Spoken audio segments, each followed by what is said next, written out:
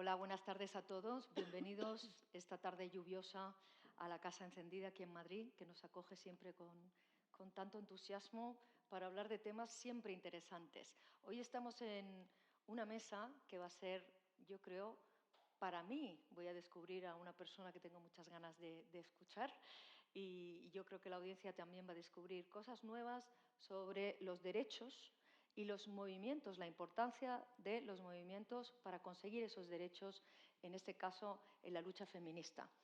Bueno, muchísimas gracias a la Casa Encendida que acoge este ciclo que es la Vuelta al Mundo en 20 años y esta mesa en concreto organizada por el IECA, el Instituto de Estudios sobre Conflicto y Acción Humanitaria, a los que damos las gracias igualmente por tenernos aquí. Bueno, me presento rápidamente porque la importante es ella, entonces yo No, os eso hago no. un mini párrafo de mí misma. Yo soy Maite Carrasco, soy periodista, soy reportera de guerra y en estos momentos dirijo documentales, soy escritora y he recorrido muchas partes del planeta. He conocido muchos tipos de feminismos, también el de aquí, por vivirlo personalmente, por sufrirlo personalmente y por combatirlo personalmente, de muchas maneras, y también en la movilización, porque también organizo muchas cosas, ¿no?, en este sentido y participo de la movilización que ha surgido y que se ha empoderado, creo, en los últimos años, ¿no? Por lo menos desde que yo tengo más uso de razón política. Bueno, os presento a Justa Montero Corominas, que hoy está con nosotros. Muchas gracias, Justa, por venir. Es una activista feminista y social. Forma parte del movimiento feminista desde 1974 y participa desde entonces en sus campañas, actividades, jornadas y debates. Es defensora de un feminismo autónomo e interseccional, de la justicia social y del pensamiento y la organización colectiva como forma de relacionarse, de interpretar y transformar la realidad. Cofundadora de un centro de mujeres de la Comisión Pro Derecho al Aborto y de la Asamblea Feminista de Madrid e impulsora, entre muchas otras cosas, de los procesos de las huelgas feministas. De eso vamos a hablar hoy también bastante. En la actualidad participa en diversos colectivos y redes, así como en la comisión del 8M del movimiento feminista de aquí de Madrid. Entre sus muchas publicaciones y trabajos recientes destacan los relativos a las violencias machistas, los derechos sexuales y reproductivos, las luchas feministas en los márgenes del trabajo-empleo, y su trabajo se centra también en las resistencias y propuestas feministas en el contexto del capitalismo neoliberal, del que también vamos a hablar hoy, por estar tan estrechamente ligado al patriarcado, ¿no?, actual y que viene ya de largo, ¿no?, e histórico.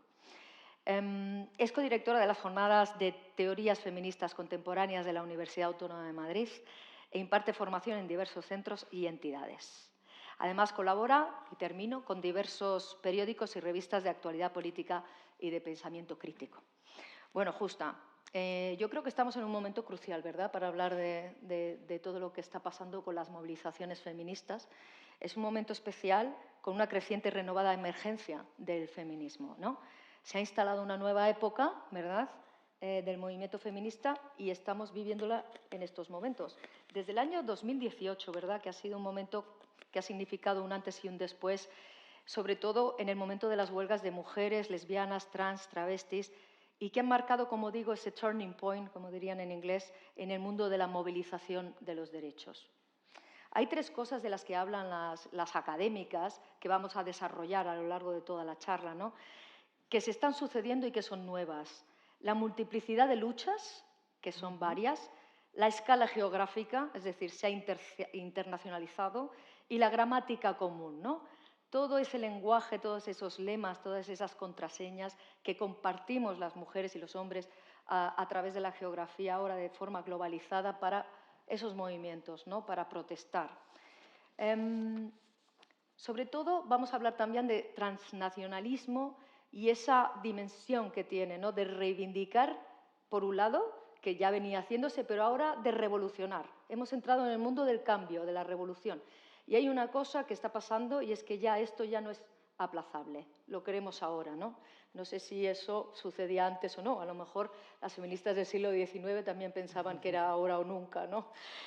Bueno, uno de los puntos álgidos, no sé, corrígeme, quizá fue el 8M y las huelgas feministas, ¿no? ¿Qué opinas tú?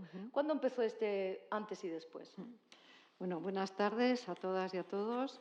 Gracias por la invitación y gracias, Maite, por tu presentación, que además me ha encantado esto que dijeras que conoces diversos feminismos, porque me parece que es un estupendo punto de partida, ¿no? De que hay diversas expresiones feministas y diversos feminismos que dependen de los contextos, ¿no? Culturales, sociales, de los países.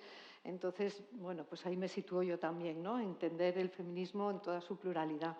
Y sí, efectivamente, yo creo que si hubiera que marcar hitos, ¿no? Dentro de lo que es la evolución de un movimiento, 2008 es un hito a nivel internacional y desde luego aquí también en el Estado español, porque es el año en que se organiza la huelga general de mujeres como un proceso, ¿no? Que finaliza el 8 de marzo con unas movilizaciones como nunca antes había habido, de masivas y de radicales también, que son dos componentes muy importantes en todo este nuevo proceso, ¿no? La radicalidad de las movilizaciones, de los contenidos, de las propuestas y su masividad. Esto efectivamente venía de... Y otra cosa que me parece importante, hablando desde aquí, es que esta propuesta de abrir el proceso que suponen las huelgas feministas vienen de países del sur, vienen en concreto de países de América Latina. Viene de la propuesta de Argentina en 2017 y México, y luego se extiende a un montón de países, y en 2018 es cuando coge una fuerza impresionante, ¿no? Entonces, yo creo que ese es un momento clave que claro, que significa... o sea, ¿por qué fue tan importante? Porque, claro, aquí las cosas y las movilizaciones y las luchas nos surgen como champiñones, ¿no? Y esto responde un poco también a todo el proceso que se venía viviendo, de los efectos de la crisis, ya desde 2008, de la crisis económica, de cómo estaba impactando en la vida de las mujeres y, por otro lado, de un movimiento feminista que ya tenía su fuerza. Aquí, en concreto, además, tiene que ver también con todo el proceso de la movilización de los indignados y las indignadas, ¿no? Donde hay el 15M, el 15M, etcétera. efectivamente, donde hay muchas mujeres jóvenes que empiezan a coger un liderazgo y un protagonismo que va a ser fundamental en todos estos procesos de la huelga. Y la huelga es muy, muy importante por varias cosas. Una, porque trastoca totalmente la idea que existía tradicional de lo que es el trabajo, ¿no?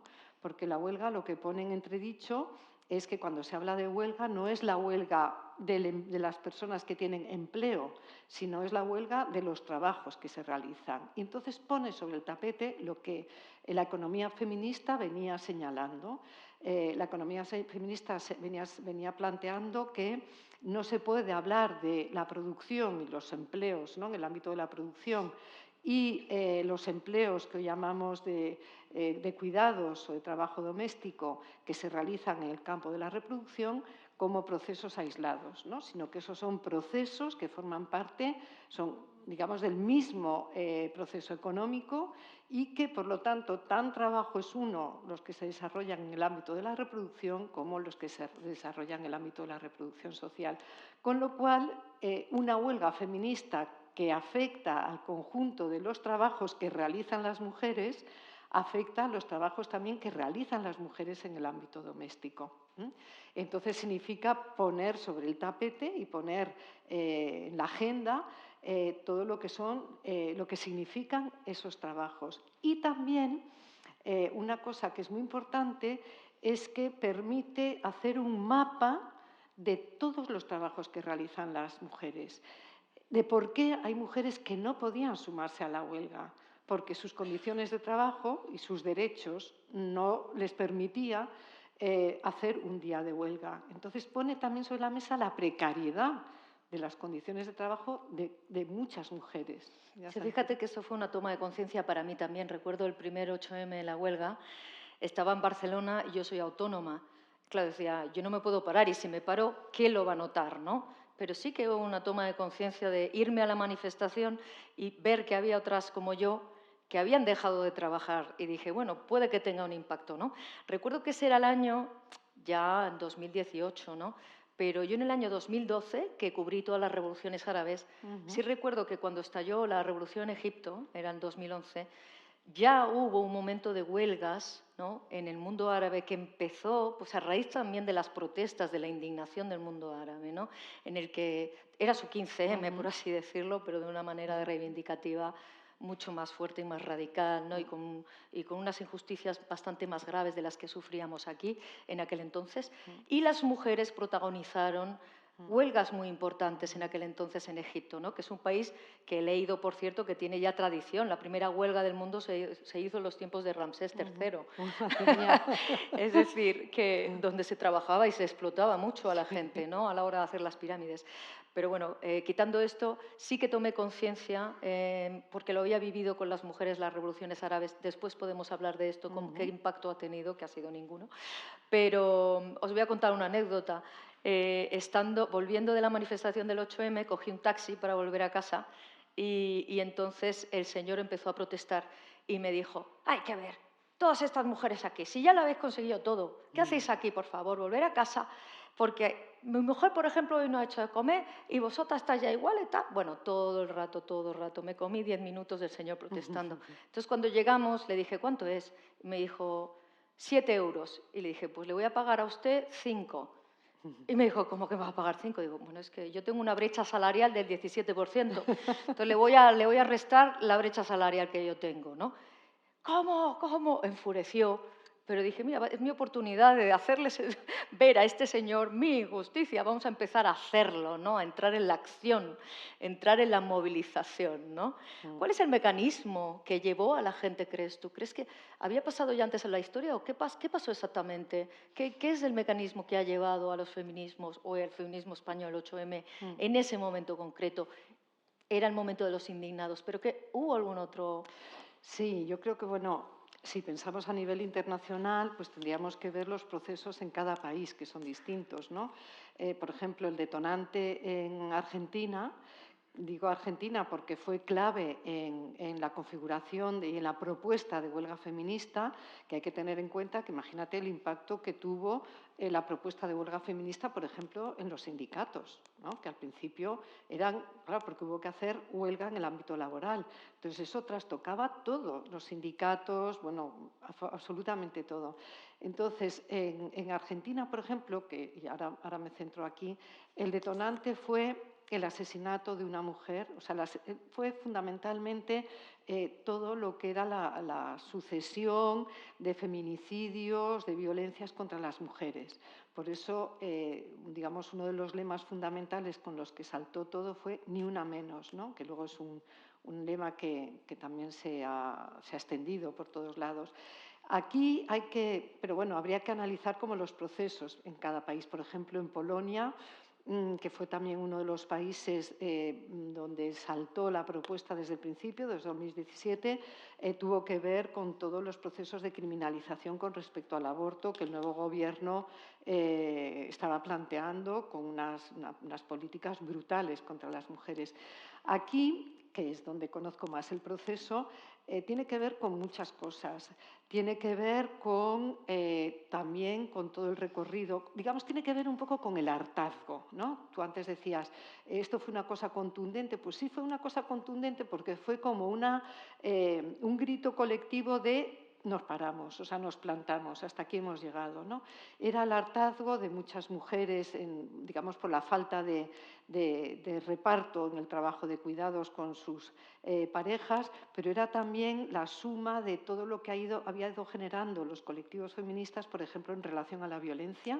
Había habido unas movilizaciones muy importantes contra la violencia machista y, sobre todo, particularmente contra los asesinatos que se estaban sucediendo. Tiene que ver también con una respuesta, todo esto es como acumulativo, ¿no? Que no sé si os acordáis, cuando era ministro de Justicia Gallardón, hizo una propuesta de modificación de la ley de aborto por la cual se restringían las posibilidades, los derechos, ¿no? Y eso fue, y porque además en esa propuesta de cambio él situaba como unos principios morales de lo que tenían que ser las mujeres. Y eso fue también como algo que hizo que las propias mujeres jóvenes saltaran diciendo, pero bueno, o sea, hasta aquí hemos llegado de que nos digan qué es lo que tenemos que ser y qué es lo que tenemos que hacer. Y luego todo el proceso, como decía antes, de los efectos de la crisis y lo que levantó el movimiento del 15M, ¿no? Todo eso, como de forma acumulativa, pues fue lo que propició que cuando se hace la propuesta de huelga feminista, porque la propuesta de huelga feminista es una propuesta totalmente inclusiva, es decir, que era algo a lo que se podía acoger todas las mujeres. Implicaba también un diálogo con los hombres, implicaba un diálogo con tus compañeros del trabajo, de por qué ellos no paraban y paraban las mujeres y qué implicaciones tenía en la producción o qué implicaciones, tú lo sabes que eres periodista, en los medios de comunicación, como de repente ese día no había presentadoras, no había guionistas, no había maquilladoras, ¿no? Y todo se paró. Entonces, era como decir, si nosotras paramos, se para el mundo, ¿no? Que fue uno de los lemas. Que fue uno de los lemas, exactamente. También hubo una cosa que sucedió que es relativamente nueva, ¿no? Digamos que empezó, no sé si empezaría en el 2008 después, que es la internacionalización. O sea, el feminismo, el movimiento feminista y la lucha en las calles y en otros territorios, ¿no? En las casas, en las camas. Esto sucede traspasando fronteras. Por ejemplo, nos enteramos de que existe en Estados Unidos el movimiento de las Angry Women, ¿no? Que siempre me ha llamado mucho la atención. Las Angry Women son aquellas que reivindican que por qué las mujeres no pueden estar enfadadas, ¿no? Las mujeres siempre tienen que estar calladas, protestar de forma muy tímida. Las mujeres no pueden alzar la voz para defender sus propios derechos o reivindicarlos o pedirlos o exigirlos, ¿no? Entonces hubo muchas manifestaciones de las Angry Women y también escribieron muchos artículos, ¿no? Yo lo conocí a través de Doris Salcedo, que es una feminista colombiana, artista, para la que hice un documental, fragmentos que hemos pasado en esta casa, por cierto. Y ella hablaba mucho de estas Angry Women, ¿no? Ellas y otras tantas lemas y movimientos pasan fronteras. Lo que unas cantan, ¿no? Ni una menos, en Argentina, llega a las calles de Barcelona. El otro día escuchaba "El violador eres tú, ahora he descubierto a través de ti", que es un lema de las chilenas, ¿no? ¿Qué está pasando, no? ¿Por qué ocurre eso y cómo nos contagiamos, ¿no? ¿Crea esto más unión o desunión? Bueno, yo creo que eso es interesantísimo lo que planteas porque es una clave para entender la potencia que tiene el feminismo hoy a nivel internacional, ¿no? De cómo hay luchas de unos sitios a otros que se van articulando, de cómo aprendemos de unas de otras, de cómo se empuja desde distintos sitios, que eso también me interesa resaltarlo porque, claro, nosotras tenemos desde aquí la tendencia a ser muy eurocéntricas o occidentalocéntricas, ¿no? Y de repente, como tú decías, pues tenemos el papel de las mujeres en las revueltas árabes o el papel de las mujeres y las luchas en otros países, en otras regiones, ¿no? En América Latina o Centroamérica. Entonces, eso es muy importante. Digamos, a mí me impresiona mucho cómo esto que tú comentas de las tesis, un grupo de mujeres chilenas que como respuesta a la represión que había habido del gobierno de Piñeira a los estudiantes, hacen una performance que hacen como en su barrio, que se llama El violador eres tú, donde plantean que, o sea, hacen una propuesta política muy, muy potente, porque la violencia es la violencia individual, el violador eres tú y te señalo, pero la violencia es también la violencia institucional, ¿no? Ellos hablan, la violencia también es la violencia del Estado, es la violencia de la policía, es la violencia del propio Estado, ¿no? Y eso, que es una performance cantada y bailada, salta, pero pues eso, hasta el Kurdistán, salta a todos los países, a todas las ciudades. Y eso da cuenta de esa, digamos, de esos elementos que unen la lucha feminista con todas sus diferencias por los países, por ejemplo, en relación a la contestación a la violencia. Pero, ¿cómo es la performance? No la he visto nunca. ¿No la has visto? No la he visto. bailando por la calle con un altavoz, es como las vi yo en el Eso, 8M. así Es es. así, ¿no? Es así es. Bailas alrededor de un altavoz y Hay entonces una, un bueno, tambor, es un como en tambor. filas, ¿no? Ah. Y entonces sí, tiene como un soniquete, se va bailando y se va diciendo eso, el violador eres tú. Es una Bueno, es una canción y un canción, baile. eso es. Bien, bien, Es fíjate. súper interesante. Pero hay, o sea, hay como algunos temas o problemas que explican este internacionalismo feminista nuevo que siempre ha habido, ¿no? Pero con esta potencia. El tema de las violencias está claro, pero también el de la respuesta a la violencia que representa el neoliberalismo a las condiciones de vida de las mujeres. Entonces hay muy distintas experiencias y luchas que tienen que ver con cómo afecta a las condiciones materiales de vida lo que es el neoliberalismo y cómo en su formulación actual, ¿no? Y también cómo por la división sexual del trabajo y el papel que las mujeres ocupan en esa división, que es como gestoras de los hogares, explica también por qué las mujeres son las primeras que se movilizan contra los desahucios o por qué las mujeres están tan implicadas en la lucha contra la pobreza energética o por qué las mujeres, digamos, están también en la defensa de lo que son los servicios públicos o la sanidad.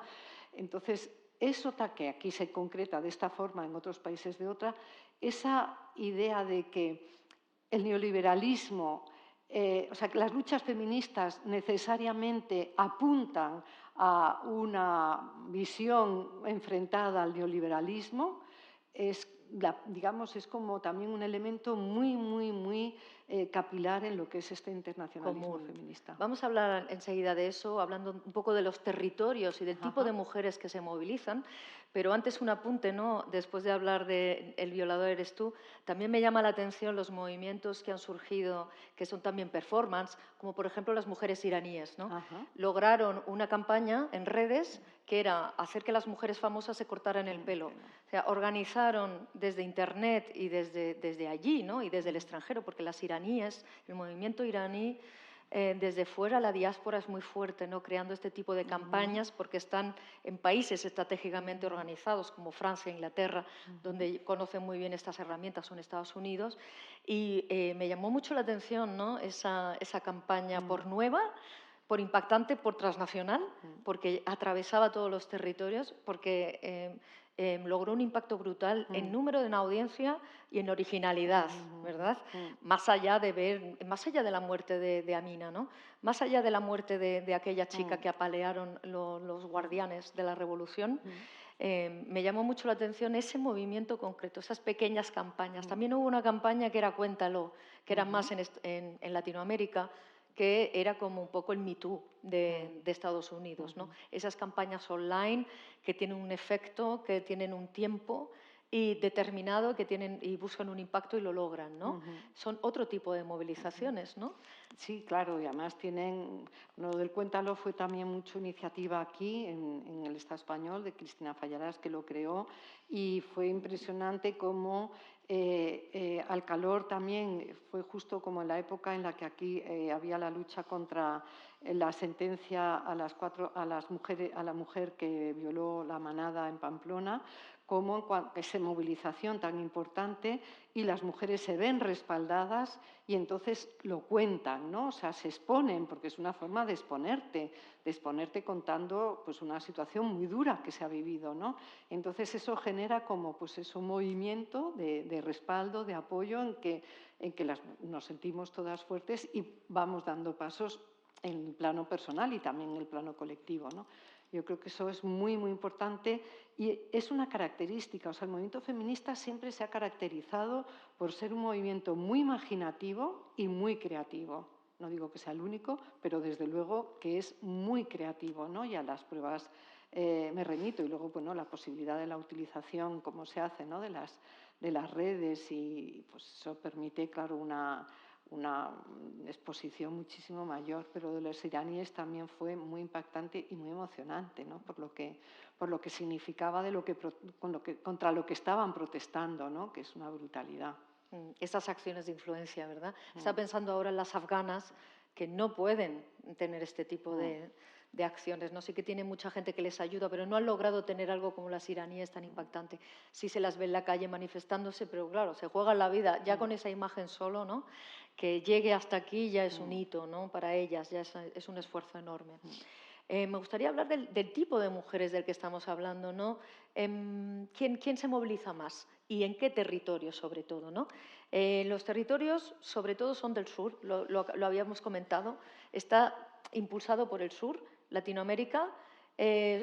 Corrígeme, mujeres migrantes, mujeres en los espacios domésticos, las que se resisten al encierro, las de la explotación silenciosa, ¿no? Esas son las primeras mujeres que se movilizan.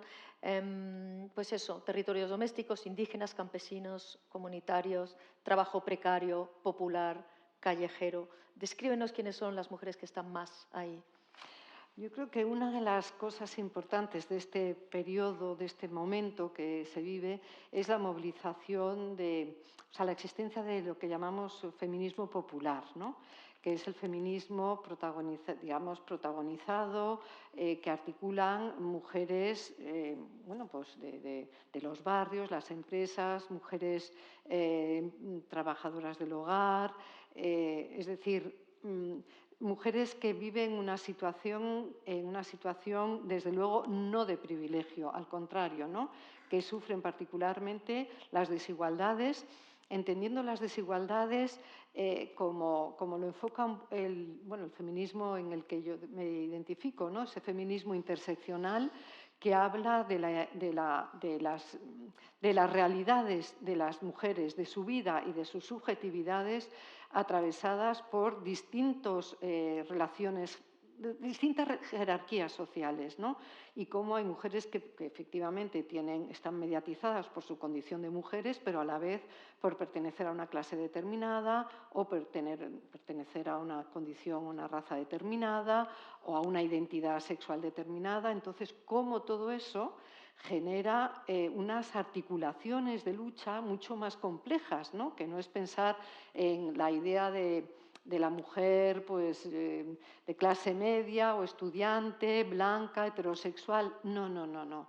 Esas también, por supuesto, pero la potencia del feminismo es esa capacidad para querer ser una propuesta y para poder articular las necesidades tal y como las expresan también las mujeres de esos sectores populares, ¿no? Las trabajadoras de hogar, las Kelly, las mujeres que luchan en muchos países a nivel mundial, pero en concreto América Latina y Centroamérica, contra el extractivismo, ¿no? Contra la usurpación de sus territorios por los megaproyectos de multinacionales, entre los que se encuentran algunas empresas que cotizan en el IBEX 35, ¿no?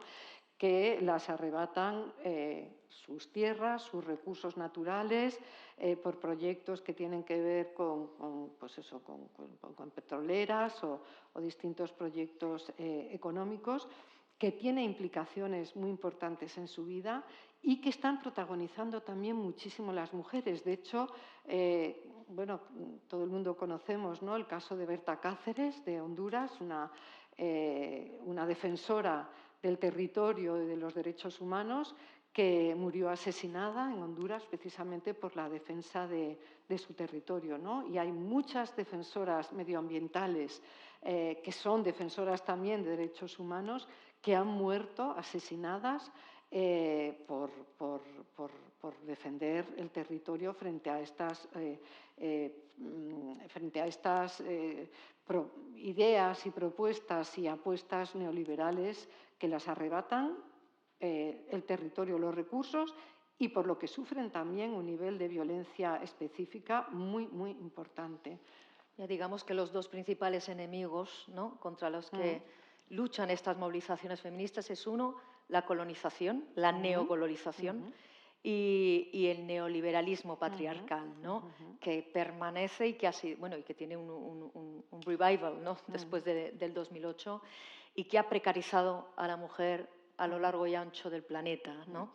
Tengo algunos ejemplos de esas movilizaciones y de países, ¿no? Por ejemplo, las luchas de las autónomas de Rojava de Guatemala las estudiantes endeudadas de Chile, las trabajadoras uberizadas de Ecuador, las campesinas de Paraguay, las afrocolombianas del Cauca, pero también en otros espacios y en otras regiones, como por ejemplo la lucha contra el fascismo en Turquía, en India o en Argelia, ¿no? Que son lugares donde también se está luchando porque ese sistema neoliberalista que se aferra también, se ha aliado también con el fascismo religioso, digamos, con el radicalismo religioso, y han montado en los países donde la religión está muy presente en el Estado una alianza muy difícil de combatir, ¿no?, en estos momentos.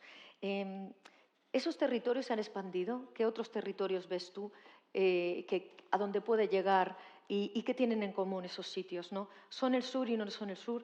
¿Dónde está África?, ¿no?, que es la gran pregunta que se hacían también todos los libros del siglo XX. ¿Dónde está África y la mujer africana en este asunto? Bueno, yo la realidad de la mujer africana no conozco mucho, o sea, no me atrevería a explicar mucho, pero yo creo, porque bueno, son también procesos que responden también en distintos países, ¿no?, a los procesos de descolonización muy particulares, ¿no? Pues no tiene nada que ver pues Marruecos con Sudán o las guerras que hay ahora y los conflictos que hay en los distintos países.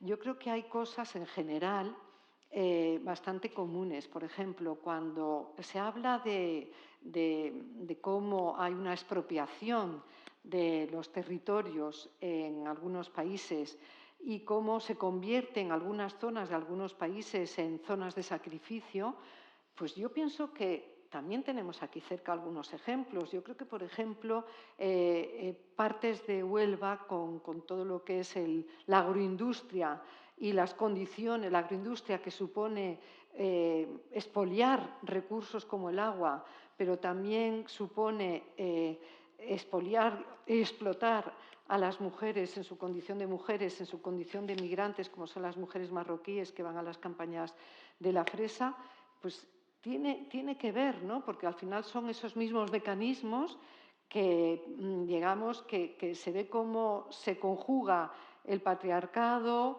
con la explotación, con el capitalismo, con el racismo, ¿no? Y al final configura una realidad terrible para las mujeres, ¿no? Que afortunadamente, porque también hay que pensar que hay respuesta ante todo esto, ¿no?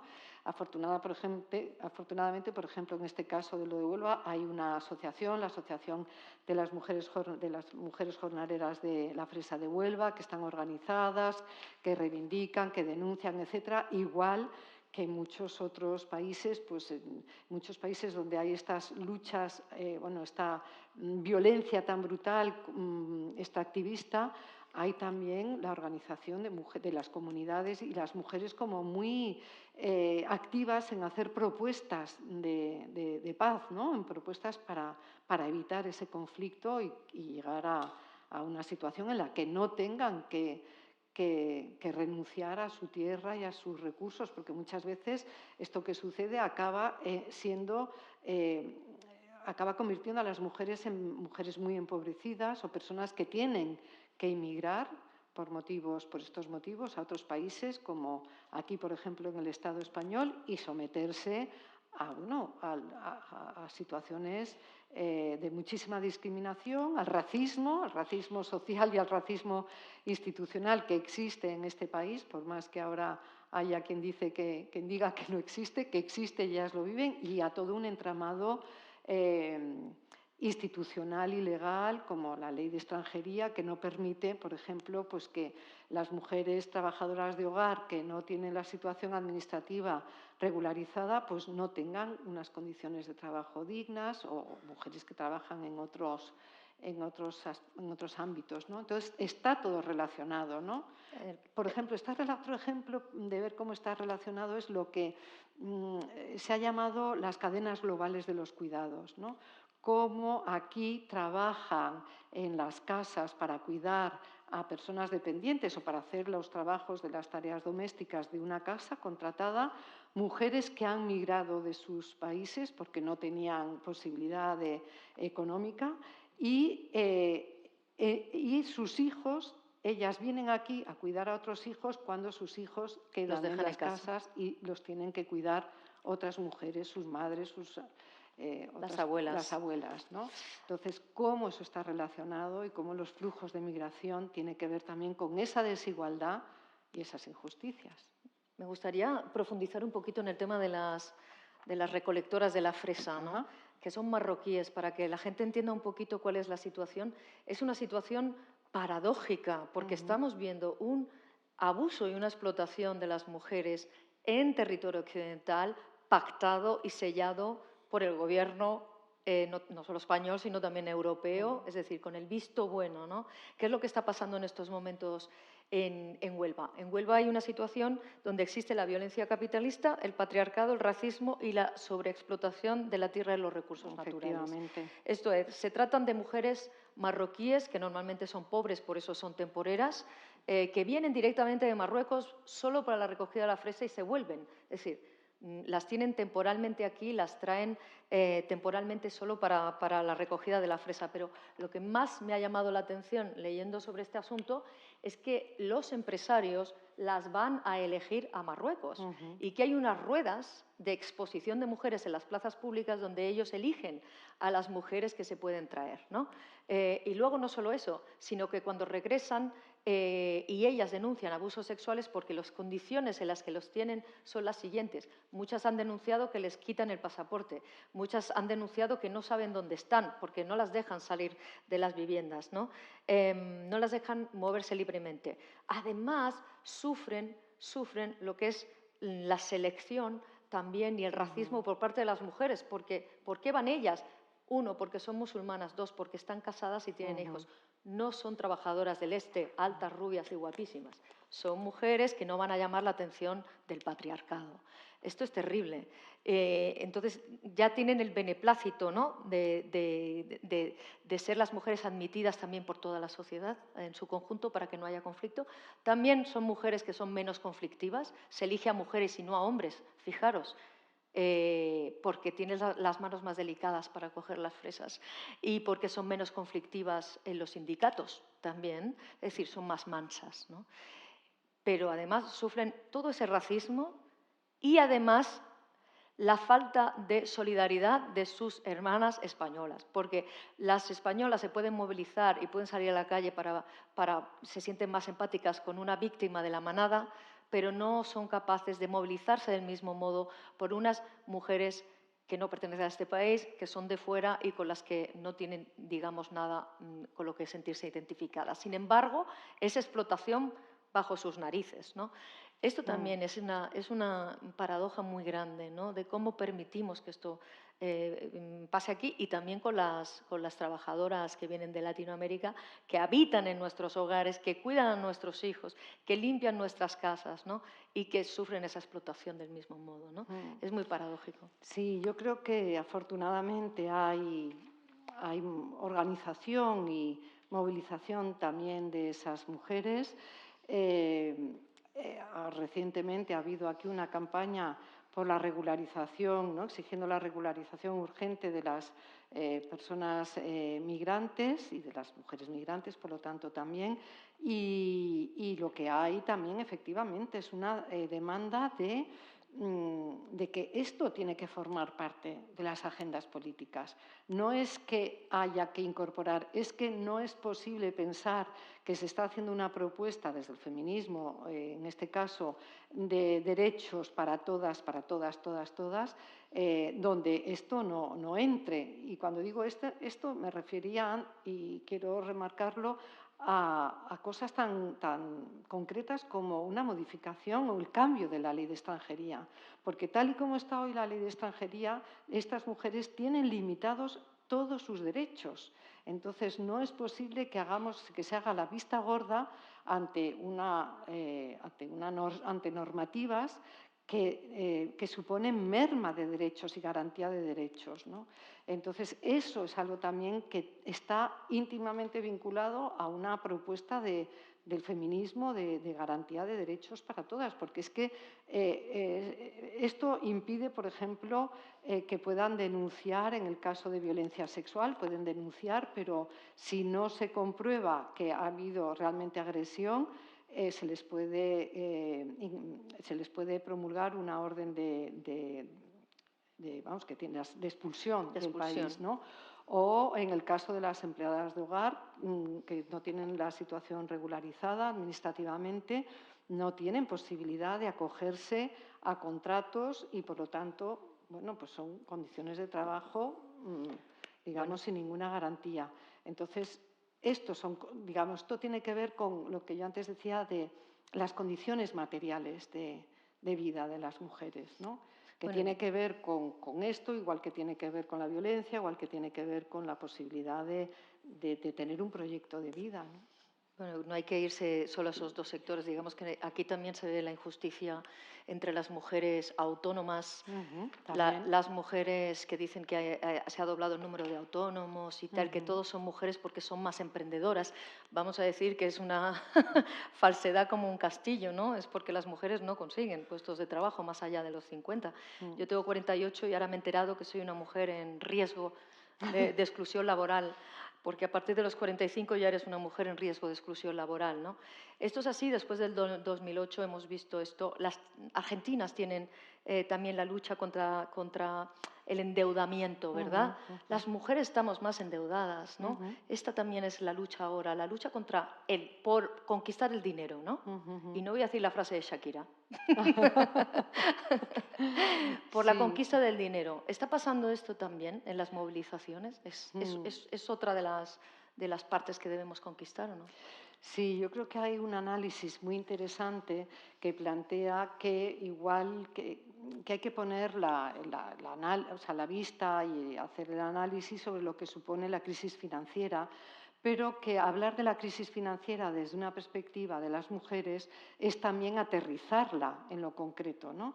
Entonces, como precisamente las mujeres son las responsables de la gestión de los hogares y tal, lo que supone el nivel de endeudamiento que este sistema neoliberal está suponiendo para las personas.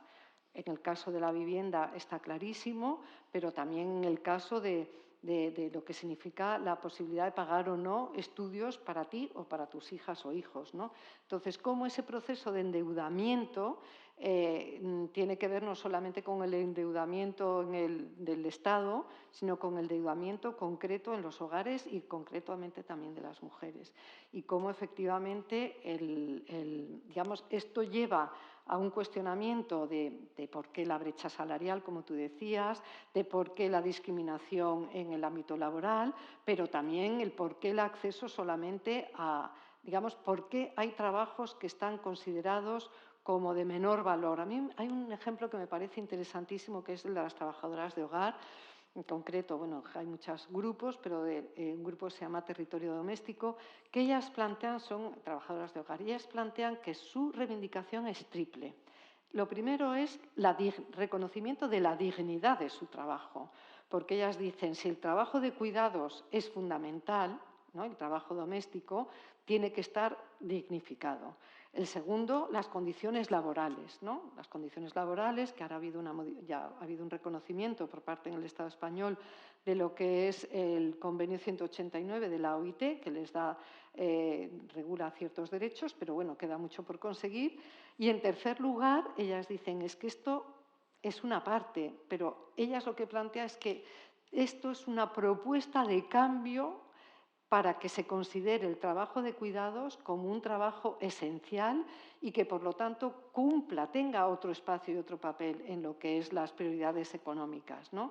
Y cuando se habla de trabajo de cuidados, tiene que ver también con el trabajo de las mujeres que trabajan en los centros de dependencia, en las residencias, en todo lo que en la pandemia se llamó los trabajos necesarios, imprescindibles, ¿no? Entonces, me parece muy interesante porque es darle un enfoque que va más allá de lo concreto que es imprescindible y necesario para cambiar las condiciones de vida ahora, sino que digamos, plantea una visión más global. Hay que cambiar el paradigma económico, hay que cambiar un paradigma para poder situar las necesidades de las personas en el centro, el trabajo de cuidados como parte de la economía y, por lo tanto, un cambio en lo que son las prioridades económicas y en lo que es también las relaciones sociales, ¿no? Bueno, la verdad es que cada vez que escucho, ¿no?, las frases y las reivindicaciones siento una especie de frustración, porque también lo que estamos viviendo todas es como afrontar que cuanto más se lucha, más retroceso es, ¿no? Vemos que es crucial también afrontar la contraofensiva, ¿no? La contraofensiva del neoliberalismo, con también el auge de los partidos de extrema derecha en toda Europa y fuera de Europa, ¿no? Y el desafío que tienen estos movimientos feministas en comprender esa contraofensiva que hay conservadora y que sale a la desesperada a frenar la potencia feminista y LGTBIQ+, ¿no? Entonces, ¿cómo podemos hacer ahora y cuál es el futuro que nos espera en esa contraofensiva, ¿no? Porque si ya era difícil y tuvimos un ímpetu muy importante, ¿qué es lo que va a ocurrir, ¿no?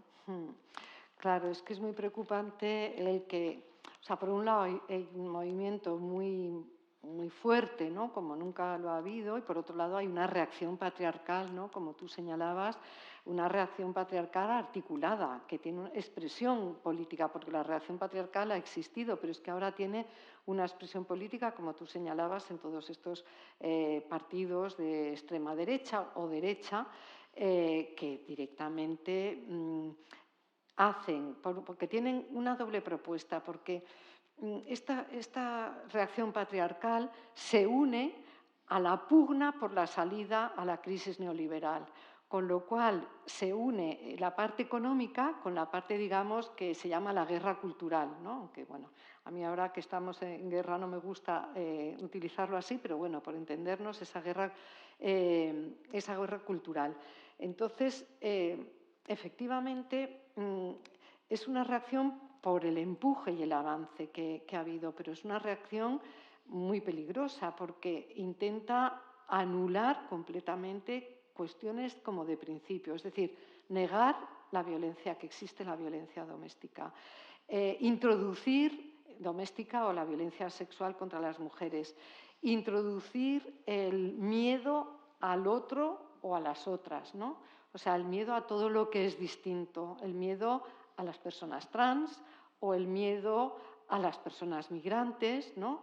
Que eso introduce una lógica tremenda de recorte de derechos básicos y además supone como el reforzamiento de unas lógicas muy punitivistas, ¿no? Y muy de reforzamiento de los estados autoritarios, ¿no? Pues frente al miedo al otro, a los inmigrantes, en vez de reconocimiento de derechos, es las políticas de frontera de la Unión Europea, ¿no? O las políticas que criminalizan aquí a las personas migrantes. Frente al reconocimiento de la diversidad sexual y de la diversidad de identidades, la afirmación de las esencias del hombre y de la mujer, frente al derecho de las mujeres a vivir libres de violencias, la negación no solo la negación, sino introducir una lógica una lógica de la queja masculina, ¿no? De como si los hombres ahora fueran los que están amenazados de una serie de privilegios que después de ver el panorama que hemos descrito, pues es que tiene lo suyo, de unos supuestos privilegios de las mujeres, ¿no? Como si los hombres estuvieran ahora amenazados en su masculinidad, porque reafirman como una masculinidad tradicional, y todo eso va operando poco a poco, ¿no? Es muy preocupante algunos de los estudios que hay sobre la percepción de los jóvenes y las jóvenes, sobre todo de los jóvenes, en relación a los feminismos, a la actitud de las mujeres, ¿no? Como si hubiera un cierto conservadurismo, ¿no? Una cierta vuelta atrás en lo que se había conseguido. Yo creo que eso está en disputa. O sea, yo creo que hay que entender esto como un momento de disputa importante, ¿no? A nivel social, a nivel político. Tú mencionabas antes también el papel que juegan los fundamentalismos religiosos en todo esto, y está en disputa porque también hay, cuando nosotras hablamos, ¿no?, estamos comentando de todo lo que ha sido las huelgas feministas desde 2018-2019, cientos de miles de mujeres en la calle, eso queda en el cuerpo de cada cual. Esa experiencia vivida de la fuerza, cuando se sale y te movilizas, de los derechos, de la capacidad de negociar, luego consigues lo que consigues, ¿no? Pero todo eso queda, impregna en el cuerpo de cada cual, ¿no?, en nuestra conciencia. Entonces, eso es como algo que hemos conseguido, que hemos acumulado, y eso es lo que está en pugna. Yo creo que hay mucha fuerza por parte del feminismo. Creo que es el movimiento de los más potentes, sociales más potentes, que reconfigura conceptos, categorías, ideas, comportamientos, que apunta a todas las estructuras, a todas las instituciones, y hay una ofensiva patriarcal muy importante, y ahí estamos, ¿no? Y uno de sus mayores logros es el divide y vencerás clásico, que es dividir a las mujeres, ¿no?, y conseguir a mujeres aliadas, porque para mostrarnos, ¿no?, como mira este espejo, tenemos a mujeres como tú que no piensan como tú, por lo tanto tú eres la loca, tú eres la equivocada, porque estas mujeres están con nosotros, ¿no? Están con el sistema, y esta es una herramienta que están logrando, que están exponiendo como un logro, ¿no? No solo aquí, sino en muchas otras sociedades. Hablas de fundamentalismo religioso y me parece muy interesante porque es algo que aquí no lo vemos, ni vemos cómo luchan las feministas en países musulmanes, ¿no?, en el mundo árabo-musulmán. Allí es muy difícil lo que está ocurriendo, porque son países muy plurales, como decías tú, no tiene nada que ver Marruecos con Libia, con Afganistán o con Irán o con la India, ¿no? Son mujeres muy distintas, son luchas muy distintas. Por ejemplo, Túnez es uno de los países donde se arrancaron las revueltas árabes y que es uno de los países más feministas que hay en el mundo árabe, y que en los años 50 ya tenía paridad en el Parlamento, 50% de mujeres y 50% de hombres, ¿no? Hay un retroceso muy grande, tienen su propia historia. Las revoluciones árabes supusieron un descalabro brutal, no solo para los derechos y libertades fundamentales de toda la población, sino también especialmente para las mujeres, que han caído en una trampa, que es la trampa también ahí de dividir a las mujeres, porque con una historia bastante distinta a la nuestra, ¿no? Allí sucede lo que ha pasado en muchos sitios con las revoluciones árabes, la sombra de la Guerra Fría. Es decir, todavía están con la sombra de la ocupación soviética del tercer mundo, de la Guerra Fría y el capitalismo, ¿no? Eso las dividió porque los principales, cuando estaban los comunistas, por poner un ejemplo, en Afganistán, la oposición política se articuló a través de la religión. Eso sucedió también en Egipto, sucedió con nuestro Hafez al-Assad en Siria, cuyo heredero es su hijo ahora.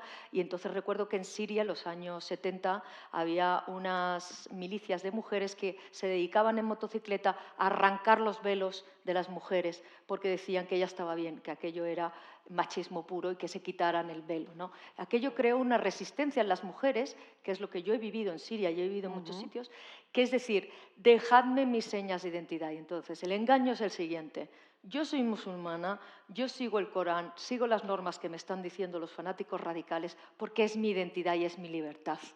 Y esta es la trampa en la que están cayendo muchas mujeres después de las revoluciones árabes, ¿no? Es otra trampa en la que caen las occidentales aquí, las niñas jóvenes en estos momentos, ¿no? Eso es algo que estudiar, es decir, las nuevas generaciones y alrededor del mundo cómo lo están viviendo, ¿no? Caen en esas trampas, y además de forma repetitiva durante la historia, porque ahora lo están volviendo a repetir, lo que pasaba en los años 70, ¿no? Les están volviendo a vender esa misma moto en muchas partes de Siria, opuestas a Bashar al-Assad, ¿no? Es decir, es muy interesante comparar. Para terminar y llegar ya a las preguntas, que seguro que tenéis muchas, me gustaría hablar del tema de la espontaneidad, ¿no? Porque una de las cosas que más se critica justa es que dicen, estos son 4 gatos que salen a la calle, que se organizan en 4 asambleas, pero hay una organización detrás de todo esto, ¿no? Hay muchas asambleas, hay muchas reuniones, hay mucha preparación. Tú participas aquí, ¿verdad? En las asambleas de Cuéntanos cómo sucede y qué es lo que pasa detrás que la gente no conoce. Bueno, claro que ojalá fuera tan fácil de decir, uy, hay unas cuantas que han tenido una idea feliz y haces así y todo y se moviliza todo el mundo, ¿no? Yo creo que efectivamente hay mucha mucha organización. Por remitirme a esos momentos del 2018-2019, luego hablaré de ahora,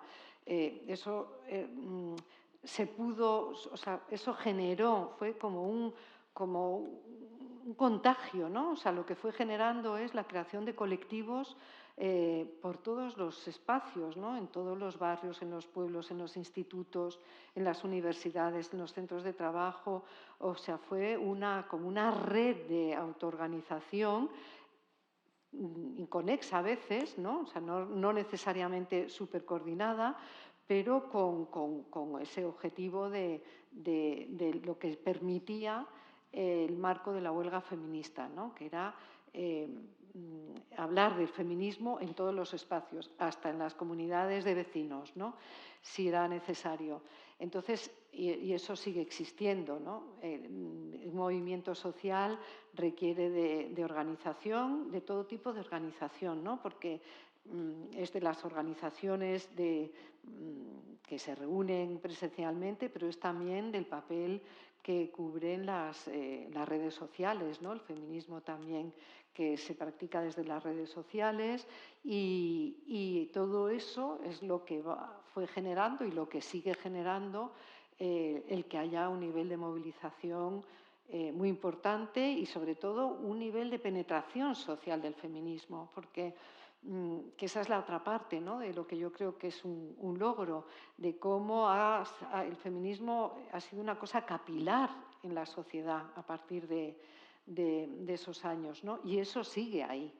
Efectivamente, también hay como una voluntad por desmovilizar, porque es un movimiento potente, muy crítico, que apunta a la raíz, que demanda respuestas concretas, claras, pero que también apunta a las causas estructurales, ¿no? La causa estructural de la violencia, pero la causa estructural también de las desigualdades económicas. Y entonces es un feminismo que molesta.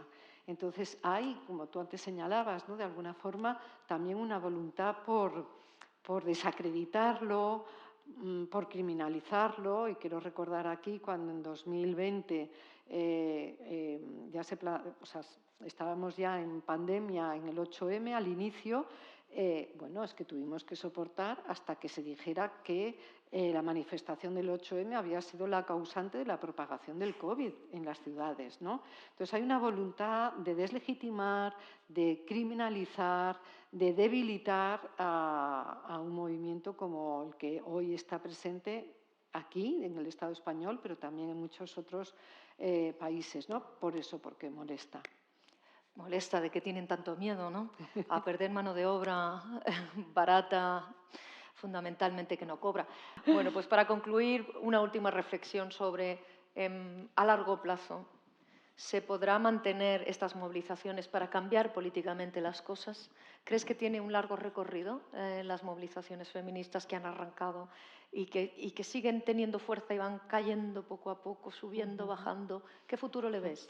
Pues como tú lo describes, o sea, yo creo que claro que tiene un futuro. Yo vengo acompañando el recorrido del movimiento feminista desde el final de la dictadura y ha tenido sus momentos más altos, más bajos, y yo creo que es como tú dices, o sea, es muy difícil mantener un nivel de movilización tan alta y tan potente si, digamos, de una forma estable, si además no va acompañado de una movilización social más general, ¿no? En otros ámbitos también.